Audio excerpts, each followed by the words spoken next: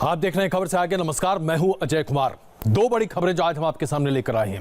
पहली, proxy war के जरिए अब चीन हमसे लोहा लेना चाहता है। इसका पूरा पोल खोल करेंगे, बताएंगे आपको कि आखिरकार किस तरह से हिंदुस्तान की जनता के सोच को प्रभावित करने की पुरजोर कोशिश में लगा हुआ है चीन।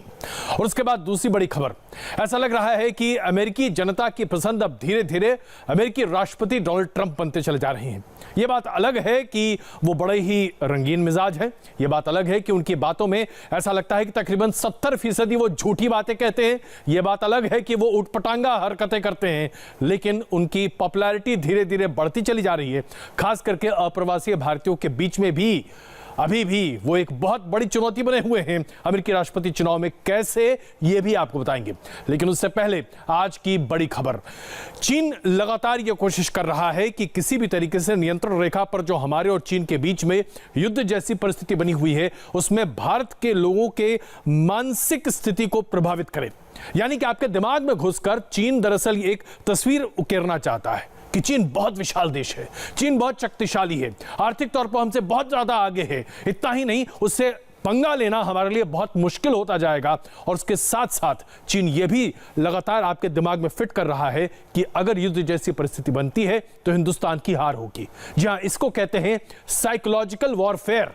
इस साइकोलॉजिकल वॉरफेयर को चीन लगातार आगे बढ़ा रहा है। कैसे, देखिए।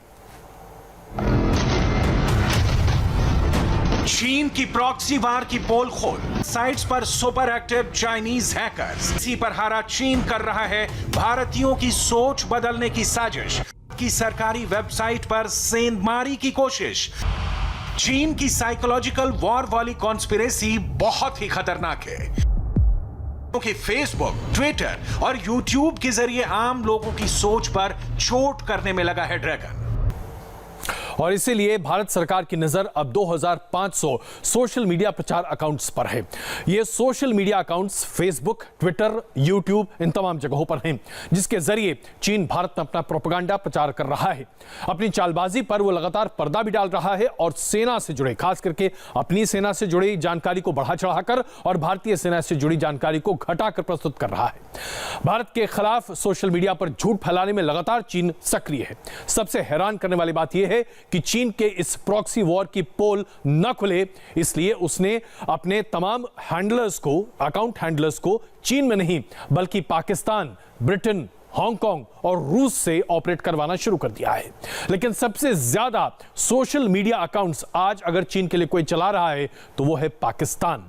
भारत सरकार के अधिकारियों ने इस बारे में सोशल मीडिया कंपनियों से बातचीत शुरू कर दी है, जिससे इन अकाउंट को ब्लॉक किया जा सके। सभी संदिग्ध अकाउंट पर सरकार की पैनी नजर है, क्योंकि जिस अकाउंट को बंद किया गया उसके अधिकतर हैंडल, नाम, बायोडेटा, इन तमाम डिटेल्स को बदलकर तुरंत एक दूसरा हैंडल तैयार कर दिया जाता है और उसे सक्रिय कर दिया जाता है। अमेरिका में दुनिया भर के 100 कंपनियों और संस्थाओं की हैकिंग के सिलसिले में भी चीन के 5 नागरिकों को गिरफ्तार किया गया है और ये हैकर्स भारतीय नेटवर्क की भी हैकिंग कर जासूसी कर रहे थे। इसलिए हम आपको सबसे पहले दिखाना चाहते हैं कि कैसे आपकी मानसिकता को प्रभावित करने के लिए चीन ने दुनिया भर में अपने लोग बिठा रखे।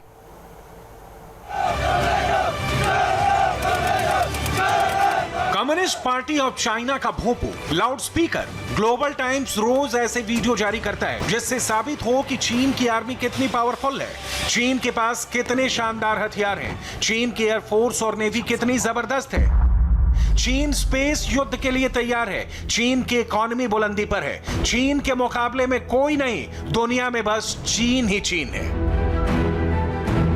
लेकिन यह सच नहीं है, यह चीन का प्रोपेगेंडा है, यह हमारी और आपकी सोच बदलने की साजिश है।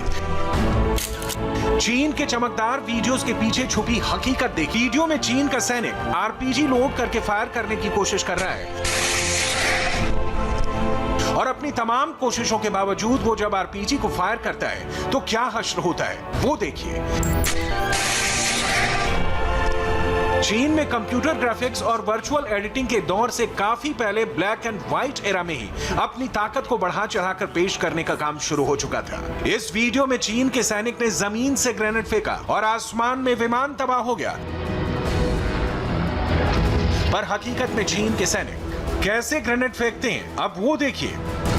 चीन की आर्मी की ट्रेनिंग का यह बेहतरीन मुजाहिरा है, जहां चीन के सैनिक दुश्मन को तो क्या ही डराएंगे, अपने ग्रेनेड से खुद ही बचते छुपते दिखते हैं। प्रोपेगेंडा के तहत चीन हमेशा अपने शहरों की चमकती दमकती तस्वीर ही दुनिया के सामने पेश करता है, जिससे साबित हो कि वो कितना विकसित देश है।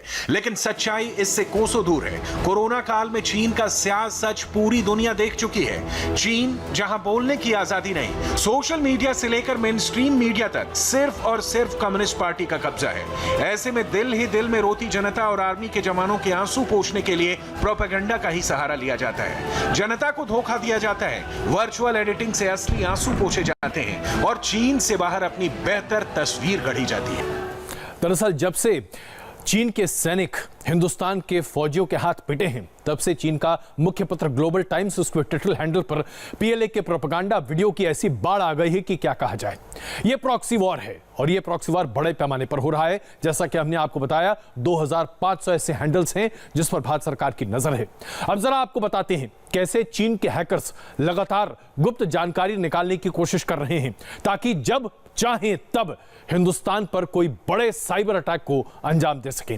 दरअसल चीन सीधे तो जीत ना पाए, कोशिश करता है कि इन तरीकों से ही वो हमें पछाड़ दे। चीन की ये चमकती दमकती तस्वीरें उसके प्रॉक्सी वार का हिस्सा है। आज के जमाने में जंग सिर्फ हथियारों से नहीं लड़ी जाती। मौजूदा दौर में इंफॉर्मेशन बहुत बड़ा हथियार है। चीन इस तरह से जानकारी जुटाने को हाइब्रिड वॉरफेयर का नाम देता रहा है। हाइब्रिड वॉर एक नए किस्म की लड़ाई है, जिसे आम बोलचाल की भाषा में छद्म युद्ध यानी प्रॉक्सी वार कहते हैं, जिसे चीन की पीएलए सेना नहीं लड़ती, उसके हैकर्स लड़ते हैं। इस वॉर के जरिए जनता की सोच को धीरे धीरे बदला जाता है। हाइब्रिड वॉर के तहत अफवाहें, गलत जानकारियां और फेक न्यूज फैलाई जाती है। लगातार ऐसे करते रहने से आम जनता की सोच बदलने लगती है। लोगों की भावनाओं को भड़काया जाता है। नेताओं को, ओपिनियन मेकर्स को, सेना को बदनाम किया जाता है। इंटरनेट और सोशल मीडिया के दौर में ऐसा करना बहुत ही आसान हो गया है, जिसके लिए चीन ने साइबर हैकर्स की टीम खड़ा कर रखी है। उनको ट्रेंड कर भारत में अब अपनी ताकत की झूठी कहानी गढ़वाने में लगा है, जिसमें बिना मिलिट्री का इस्तेमाल किए अपना प्रभुत्व स्थापित करने के फिराक में है। हैकर्स के जरिए हमारी जानकारी जुटाकर हमें ही नुकसान पहुंचाने में लगा है। भारत की सरकारी वेबसाइट को हैक करने की कोशिश में लगा है, जिसकी तस्दीक अमेरिका में हुई 5 चीनी नागरिकों की गिरफ्तारी करती है, जो भारतीय नेटवर्क की जासूसी करने में लगे थे।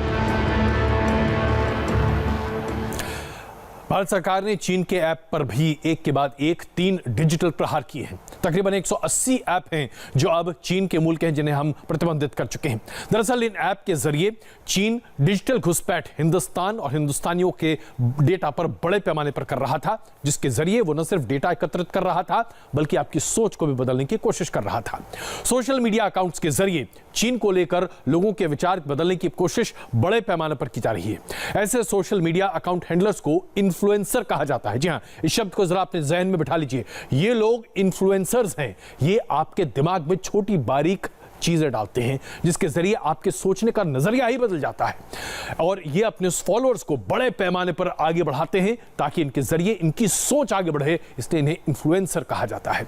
चीनी ऐप पर सरकार ने 3 डिजिटल स्ट्राइक किया। 180 ऐप पर प्रतिबंध लगाया गया। इन ऐप के जरिए डिजिटल घुसपैठ करने की कोशिश लगातार चीन करता रहा है, और जिसे अब सरकार ने एक तरह से उस पर धता बता दिया है। इसके साथ साथ सोशल मीडिया अकाउंट हैंडल्स को भी जिस तरीके से सामने रखा जा रहा है, वहां पर भी बहुत बड़े पैमाने पर फेरबदल की बात आ रही है, और सरकार वहां पर भी निगरानी बड़े पैमाने पर करती चली जा रही है।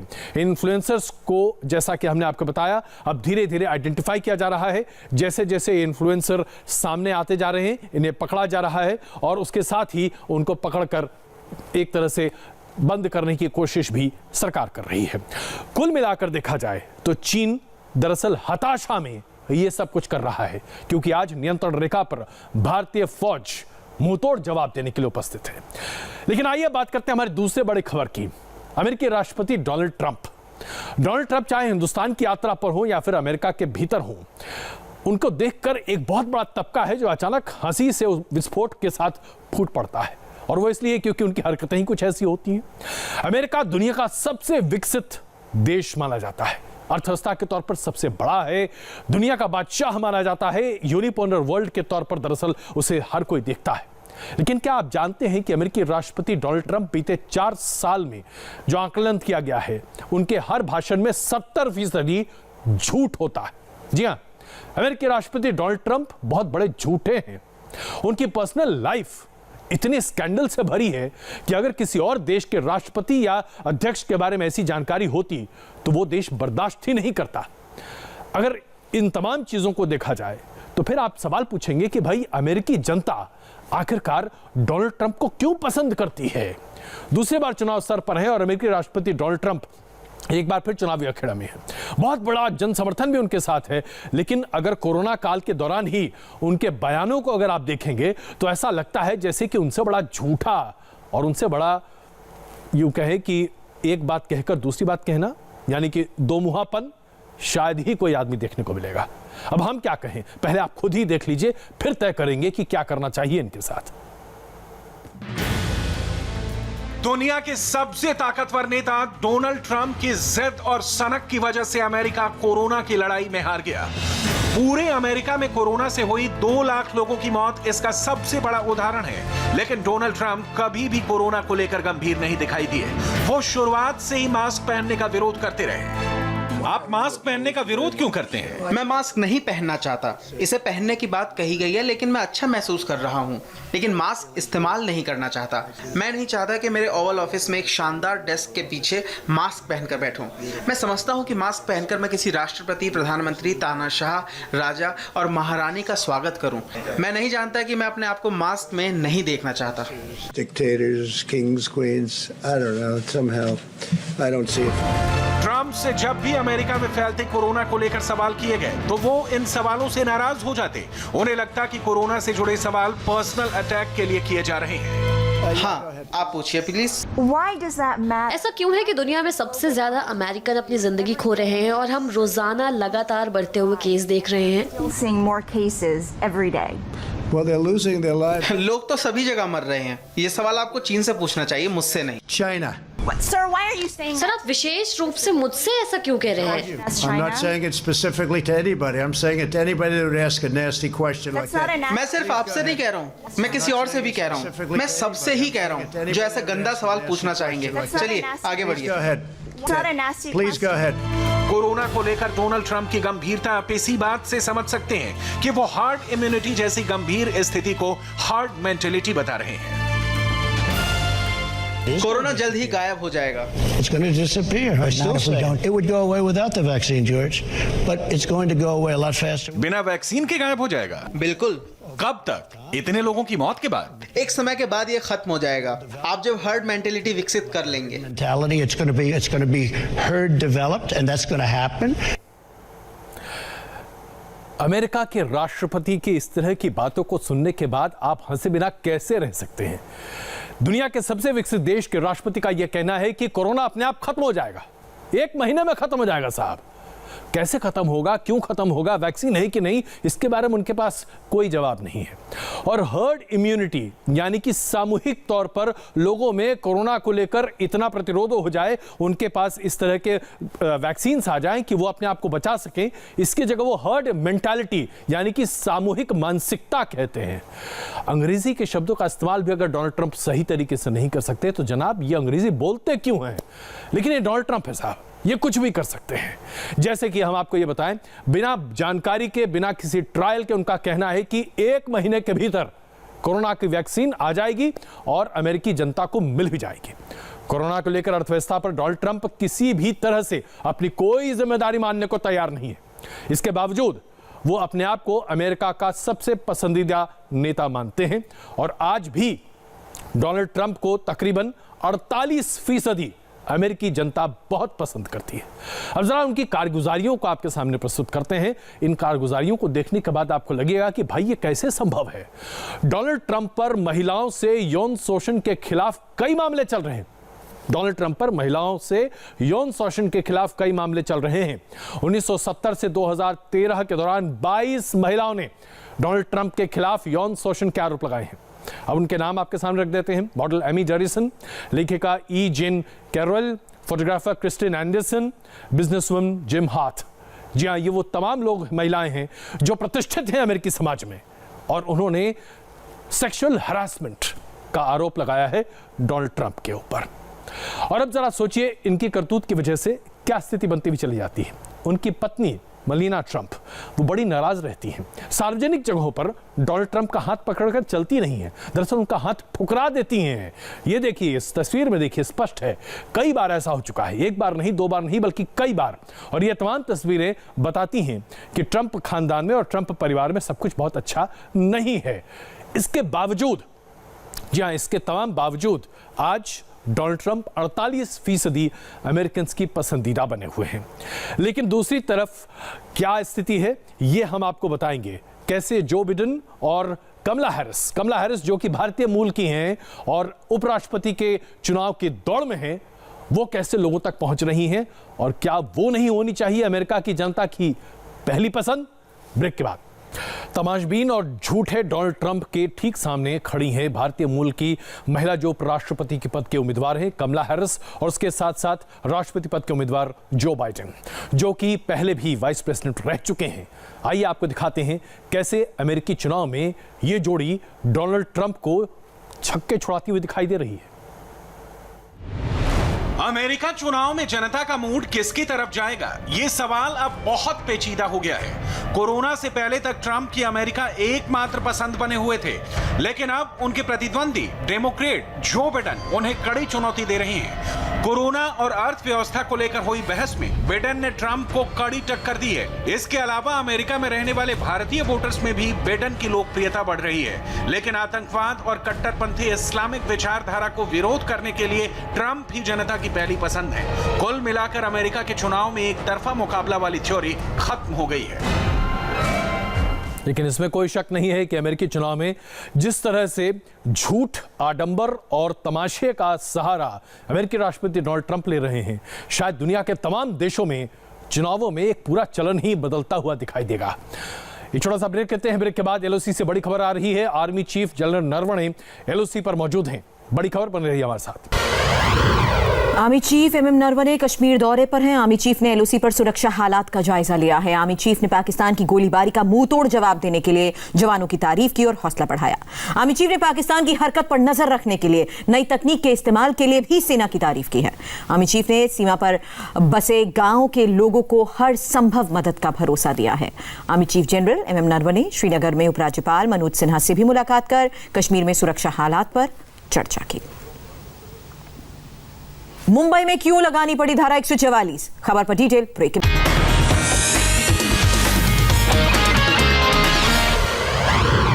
आज का वायरल दिखाएं उससे पहले सुशांत केस से जुड़ी एक एक्सक्लूसिव खबर बता दें। एनसीबी को सुशांत सिंह राजपूत के लोनावला फार्म हाउस से सुशांत की डायरी मिली है। उसके 5 पन्नों में बहुत कुछ लिखा है। इन पन्नों को पढ़कर आपको पता चलेगा कि सुशांत सिंह राजपूत पिछले कुछ साल से क्या सोच रहे थे, क्या प्लान्स थे, उनके दिमाग में आखिर किस तरह के सवाल उठ रहे थे। फार्म हाउस में रहने के दौरान सुशांत कुछ ना कुछ चिंतन करते रहते, अपने आने वाले दिनों को लेकर प्लान करते। सुशांत ने डायरी के 5वें पेज पर कई अहम बातें भी लिखी हैं और इंडिया टीवी आपको उस डायरी में जो सुशांत की तरफ से लिखा गया वो दिखा रहा है। 28 अप्रैल 2018 को क्या लिखा था देखिए, यानी रिया की सुशांत की लाइफ में एंट्री से पहले। सुशांत तब भी स्मोकिंग किया करते थे, लेकिन इस पेज पर सुशांत ने स्मोकिंग छोड़ने की बात कही है। सुबह से लेकर रात तक के पूरे स्केड्यूल की जानकारी इसमें है। इस पेज के 8वें पॉइंट में किसी कृति का जिक्र है। ये एक्ट्रेस कृति सेनन है, ये एक सवाल है। सुशांत ने लिखा है स्पेंड टाइम विद कृति। 9वें पॉइंट में सुशांत ने अपनी बहन प्रियंका और जीजा महेश का भी जिक्र किया हुआ है। और इसके अलावा देखिए किस तरीके से सुपरमैन प्लस सुवेरा के जिम्नास्ट एक्सरसाइज, सोनाबाद, कोल हाथ शार, कृति के साथ वक्त बिताने की बात और महेश और प्रियंका के कांटेक्ट में रहने का भी इन पॉइंट्स में जिक्र किया गया है।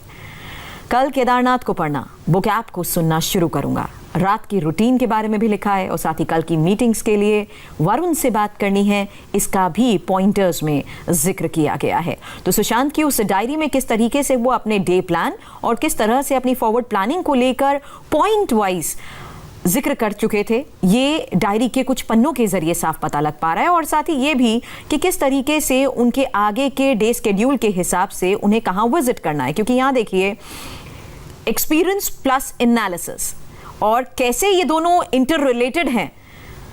आपके तजुर्बे के आधार पर आप किस तरीके से परिवर्तन लाने की भी कोशिश करते हैं, ओवरऑल एनालिसिस आपका एक्सपीरियंस कैसे बनाता है, उसको लेकर भी जिक्र है। हालांकि कुछ पन्नों में बहुत ही ज्यादा डिटेलिंग तो नहीं, लेकिन क्रॉस जरूर किए गए हैं। लेकिन उसके खास पॉइंट्स पर अगर आप अगर देखें तो यहां लिखा है कि समस्याओं का समाधान क्या होना चाहिए, उनको लेकर अप्रोच कैसी होनी चाहिए, किस तरह का माइंड सेट होना चाहिए। ये तमाम बातें उनकी डायरी में जिक्र की गई हैं और अपने अनुभव को लेकर वो किस तरीके से पूरा एनालिसिस करते हैं वो भी पॉइंट वाइज मेंशन किया गया है। और आइए